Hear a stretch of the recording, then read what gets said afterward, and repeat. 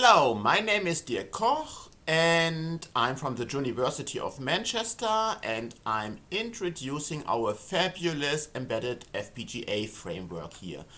This work was done with Win, who is our ASIC expert. Bea, she did the configuration, storage, generation.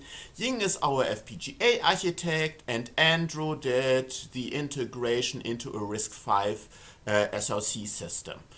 Okay, why does it need actually another embedded FPGA framework? Well, making chips is affordable. Yeah, of course, only if you go for slightly older process nodes. Yeah, so if maybe 90, 130 or even 180 nanometers is good enough, well, it's not that super expensive, right? And if you think about it, lots of chips in 130 nanometers process node can still run pretty fast, right? However, if you want to design chips, this essentially means you want to customize chips, right? And if your customized chip should embed some reconfigurability, you really want to go for embedded FPGAs, right? And why embedded FPGAs? Because it allows you to add reconfigurability exactly where it is needed and exactly how it is needed, right? So meaning, if your system needs a CPU somewhere, then harden the CPU. Don't add this in soft logic. If you need a memory controller, harden the memory controller. Don't add this in soft logic.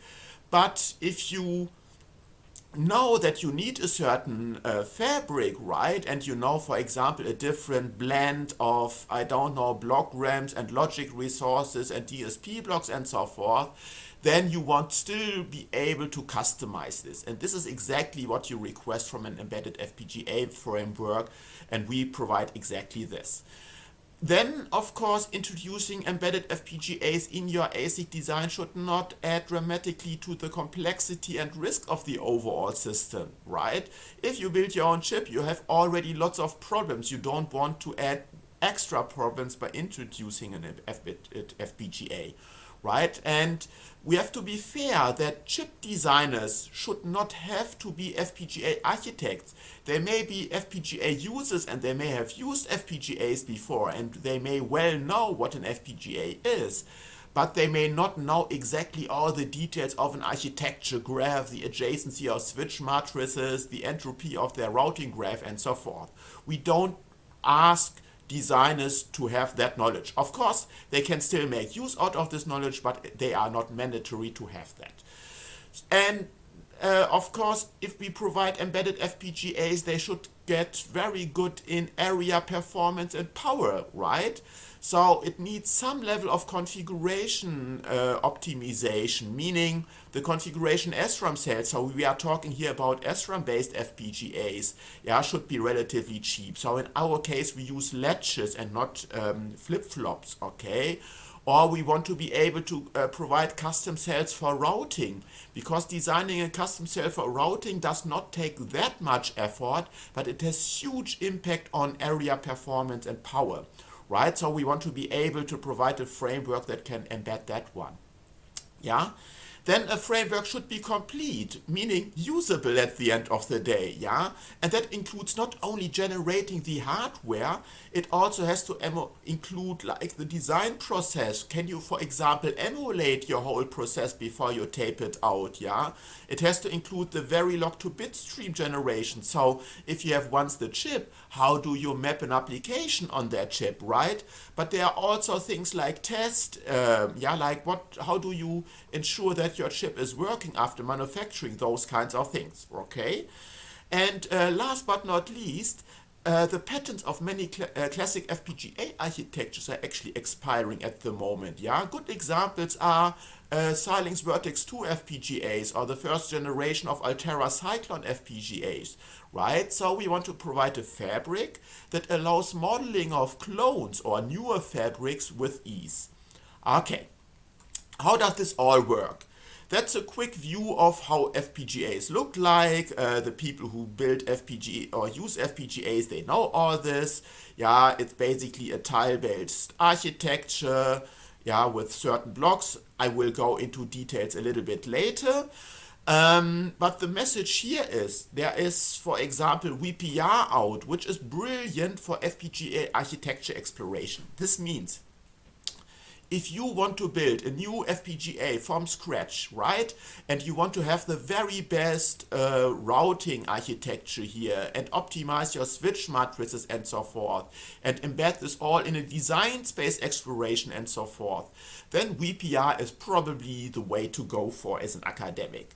However, Fabulous has in mind that you say, okay, what about if I have already a very well established routing fabric and I have all my tiles? How can I quickly build a system together out of, let's say, pre-built blocks, yeah, and still being able to customize those blocks, yeah, and but doing something that is much faster towards a working system and provides or comes with much less risk. That's kind of the motivation for Fabulous.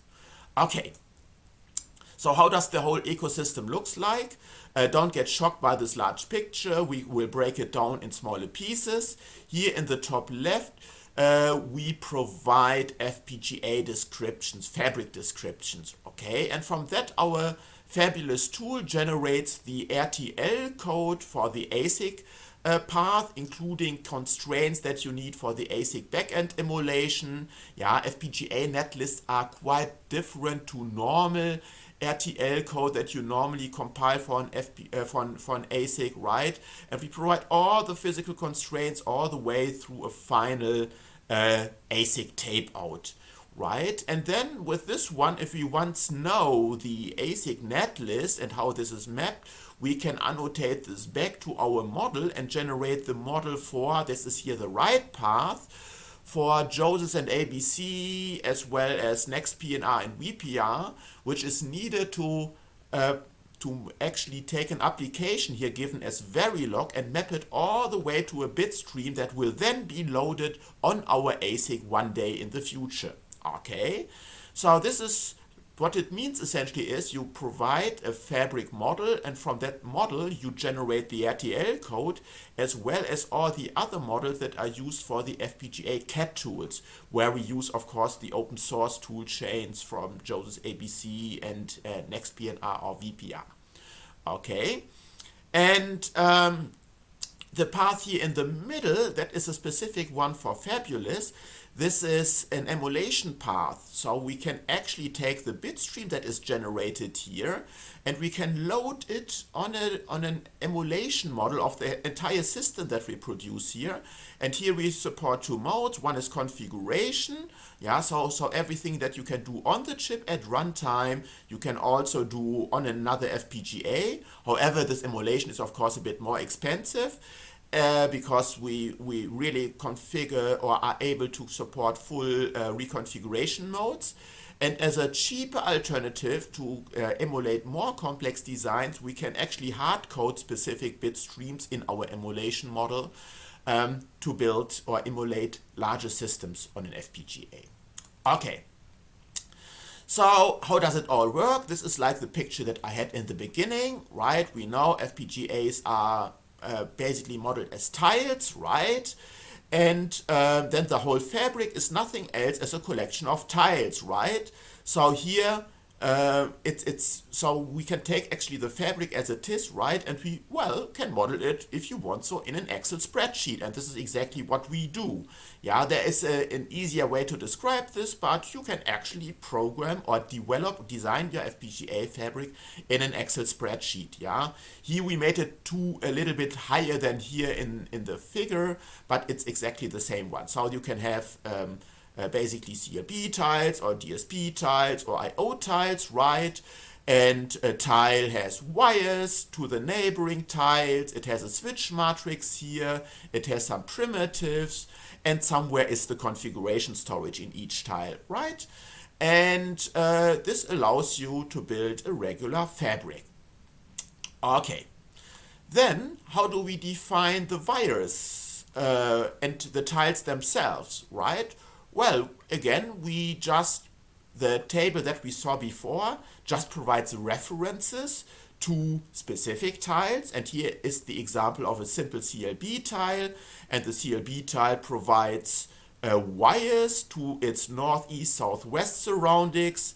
It can also have jump wires which will stay on the same switch matrix, which allows hierarchical routing. It will contain some basic elements called belts here, which could be a slice. It could also be individual lookup tables, DSP blocks, or whatever, right?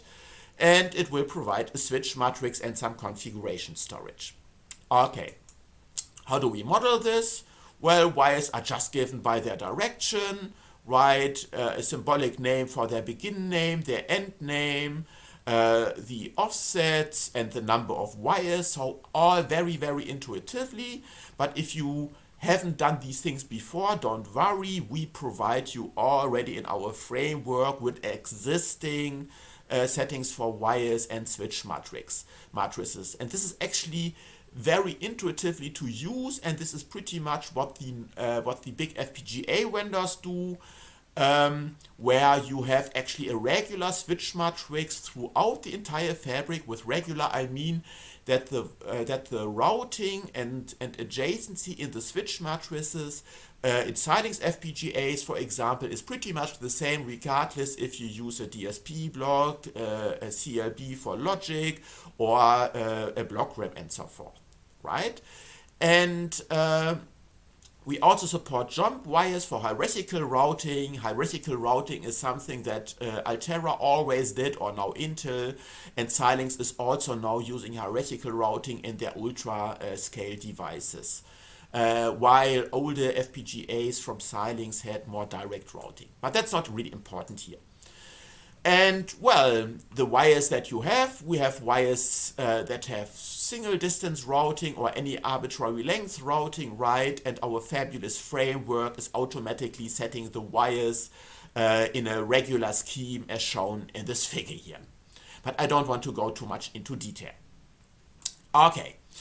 How do we define switch matrices? Well, in the easiest case, we can just define switch matrices as an adjacency matrix, right? So each wire that leaves the CLB or the tile, right, is nothing else essentially as a switch matrix multiplexer followed by a driver to the wire. Yeah, and we can take all the inputs to our switch matrix and we can just define an adjacency matrix. Yeah, for example, saying, okay, if I have a 1 here, I have a reconfigurable input to this port here of my switch matrix, right? And so we can define switch matrices either as such adjacency matrices, or we can define this in a more compact form as lists, yeah, where each of these ones is essentially one entry, or we have a way to describe this a little bit more compact, yeah. And if you think of a switch matrix of a Vertex 2 FPGA, that's something about 50 lines in our list format. Okay. We actually implemented a chip and taped this out, and this just got back, and we are testing it in these days with TMSC in 180 nanometers. We used 180 nanometers because it was cheap, and it's, by the way, the same process technology used for Vertex E, which is quite interesting because it allows us more or less a direct comparison.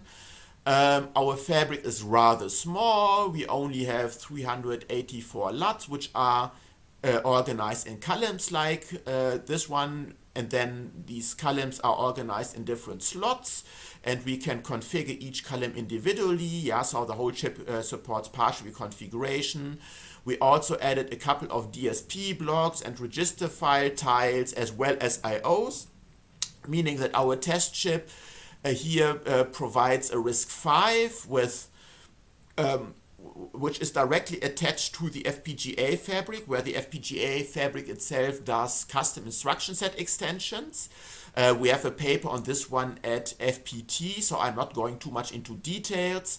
Yeah, here I'm only introducing the framework that we provided, but the fabric itself can also work as a standalone FPGA, yeah, with its own FPGA I/O tiles, right? And this is just enough capacity for a small soft-core CPU. what we will try to implement for a test.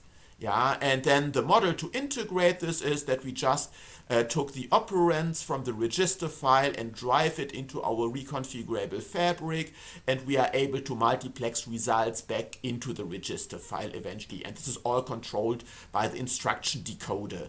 Yeah, and this routing that you see for the operands and the results, this is already hardwired, so this is not part of the fabric and can be configured. This is part of the fabric, but it is hardwired already, which means essentially it makes also the fabric cheaper at that end, yeah, and is a demonstration of how you can customize the fabric, right? Then you can take multiple adjacent slots, for example, to provide instructions that are more complex. Modules can be relocated. It provides full partial runtime reconfiguration and literally everything that you expect from a normal FPGA. Yeah. Okay. Let's wrap this up. So what our Fabulet framework provides are the ways to model heterogeneous FPGAs, including DSP blocks, block RAMs, CPUs, but most importantly, you can add your custom blocks if you want, and this is all relatively easy. And if you have more complex blocks, you did this, for example, in our case with the DSPs, you can just take a few adjacent tiles, right? And you let them implementing together a larger block so that it still fits your regular FPGA fabric, yeah? Then custom blocks can be directly instantiated. This is all supported in the academic toolchain from Josys, where you can instantiate primitives directly in Josys, and this information is all propagated through the FPGA CAD tools that we use, so that you can use synthesis, place, and route at the end. You can use this primitive blocks, yeah. But if you use in our example, for example, the DSPs, they are directly actually inferred by Josys, yeah. As I said, we support partial reconfiguration. There are different ways you can use this. In our tape-out chip, we support configuration wildcarding, which has some similarities to the configuration modes that had been provided in the vintage XC6200. Okay, configuration can be done through shift registers or through frame-based configuration using latches, which is the default mode normally for larger fabric, and which is the mode that we use for our tape out, yeah. Latches are a little bit bigger than the configuration SRAM cells from the FPGA vendors, but only slightly bigger, yeah. The point is that those configuration SRAM cells, of course, they are hugely optimized, but you can't make the cells arbitrarily small anyway, because you still need connections to the outside world, yeah, and those terminals add a little bit to the area, and that makes the difference to latches not so big. We support custom cells, as I mentioned, pass transistor multiplexers, but you could also, if you want, replace the latches if you want. We have relative good performance area power figures. We think it's probably 1.5 times bigger than a Xilinx FPGA in the same process technology, but we think this could be even further narrowed down by customization, yeah, for example, that you really just put in what you need, yeah. And again, it's all usable by, let's say, FPGA users. You don't have to be an FPGA architecture to use the fabulous FPGA framework, yeah. There are still a couple of things we want to do, adding support for multiple clock domains. We left this out at the moment, yeah, specifically for the custom instruction set example that we did in our tape out that would run on a single clock domain anyway. We want to put in more support for mixed grain granularity. Let's say if you want to add features for machine learning or something. We have a couple of optimizations on our agenda, and last but not least, support the Skywater PDK, as there is a huge community growing for building open source hardware, and Skywater is a full PDK kit for ASIC engineers that want to design their own chips. That wraps up my talk, and I want to thank my whole group that makes all our research in FPGA technology possible, and all our research projects are released on our Git repository. Thank you.